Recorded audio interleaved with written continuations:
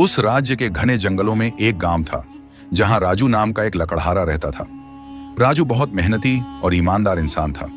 जब वह बहुत बूढ़ा हो गया तो उसने सोचा कि अब मरने के दिन करीब हैं, इसलिए अपने बेटे अर्जुन को कुछ जरूरी बातें बता देनी चाहिए ताकि वह अपनी जिंदगी आराम से गुजार सके।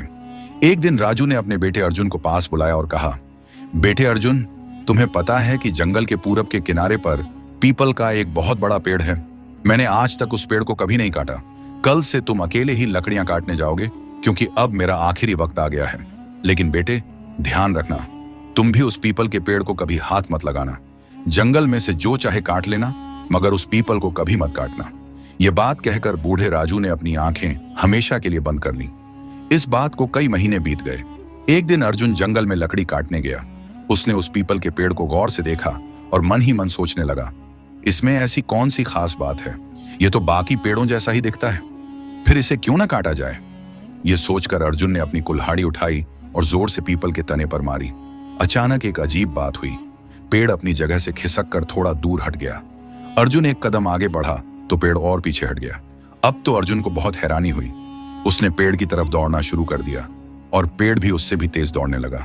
अर्जुन थककर वापस उसी जगह आ गया जहां से चला था। उसने अपनी कुल्हाड़ी कंधे पर रखी और अपने घोड़े पर बैठकर घर की तरफ चल दिया। चलते चलते रात हो गई और चारों तरफ अंधेरा छा गया।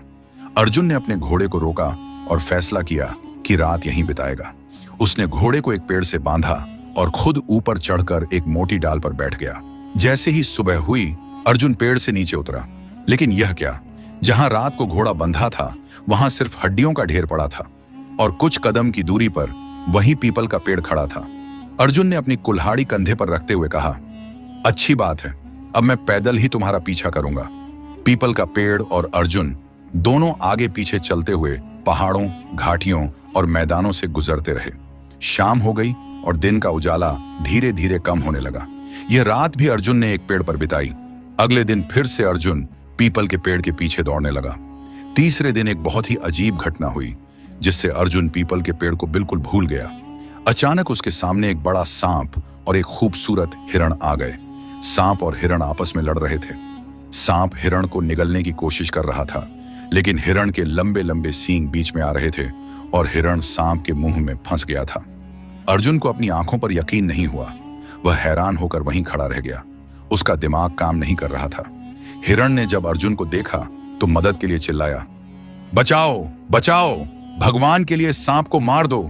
जब तक जीऊंगा तुम्हारा एहसान मानूंगा, जरा इसके सींग तो काट दो। सांप ने भी अर्जुन से कहा, मैं तुम्हें मालामाल कर दूंगा,